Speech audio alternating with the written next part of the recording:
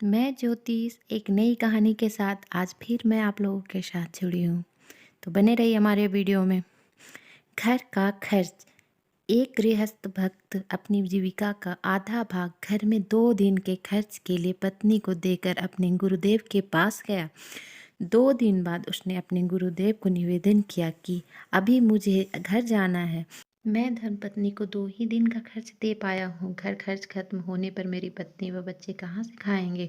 गुरुदेव के बहुत समझाने पर भी वह नहीं रुका तो उन्होंने उसे एक चिट्ठी लिखकर दी और कहा कि रास्ते में मेरे एक भक्त को देते जाना।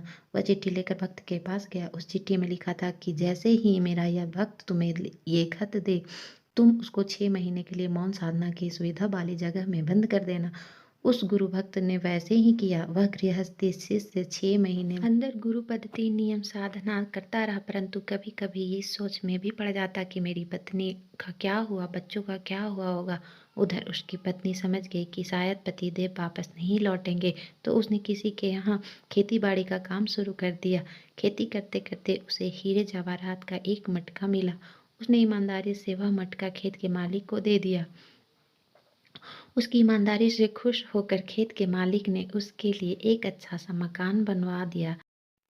वह आजीविका हेतु जमीन जायदाद भी दे दी। अब वह अपनी जमीन पर खेती करके खुशहाल जीवन व्यतीत करने लगी।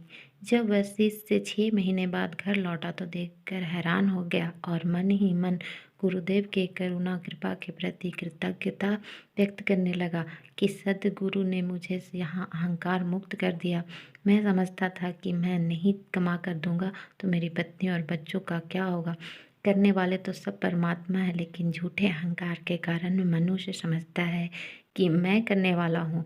वह अपने गुरुदेव के पास पहुँचा और उनके चरणों में पड़ गया।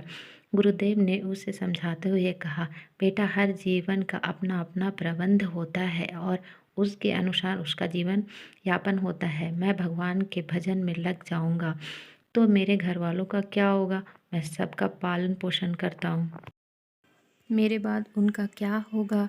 यह अहंकार मात्र है। वास्तव में जिस परमात्मा ने यह शरीर दिया है उसका भरण पोषण भी वही परमात्मा करता है। प्रारब्ध पहले रचियो पीछे भयो शरीर, तुलसी चिंता क्या करे भजले श्री रघुवीर।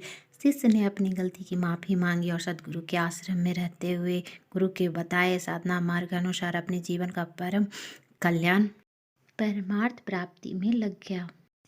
भगवान शिव जी कहते हैं, धन्य माता पिता धन्य ऐसे लोगों की माता पिता कुल गोत्र धन्य है जिसमें गुरु भक्ति है व सद्गुरु के ज्ञान का आदर है।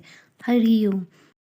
अगर यह कहानी आप लोग को पसंद आई हो तो आप लोग वीडियो को लाइक करें, सब्सक्राइब करें चैनल को और बेल आइकन को प्रेस करें ताकि हमेशा आपको कहानी नई नई मिलती रहे और नोटिफिकेशन सबसे पहले आप तक पहुँचे। धन्यवाद।